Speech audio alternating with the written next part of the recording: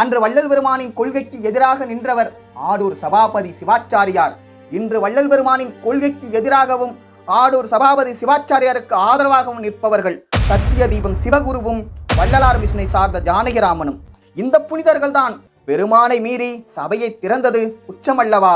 பெருமானின் வார்த்தையை மீறிய ஆடூர் சபாபதி சிவாச்சாரியாருக்கு இவர்கள் கொடுக்கும் ஆதரவு குற்றமில்லையா? இவர்களும் பெருமானின் வார்த்தையை மதிக்காமல் இருப்பதற்கு என்ன காரணம்? ஒருவேளை பெருமானுக்கு அறிவை புகட்டி கொண்டு இருக்கின்றோம் என்று நினைக்கின்றார்களா? நம்முடைய வள்ளல் பெருமானார் தனது திருக்கரத்தால் எழுதி கொடுத்த பத்திரிகையில் இன்று தொடங்கி சபைக்கு சமரச சுத்த சன்மார்க்க சத்திய ஞான சபை என்று வழங்க வேண்டும் என்றார்கள். சிவாச்சாரியார் பட்டத்தை தரித்து கொண்ட ஆடூர் சபாபதி என்பவர் ஞான சபை கட்டிடம் மானியம் செய்ய புகுந்து அத்திருவருள் வாக்கிற்கு விரோதமாக ஞானானந்த வள்ளி ஆனந்த நடராஜர் வீற்றிருக்கும் சபை என்று அடியோடு பெயரை மாற்றிவிட்டார்.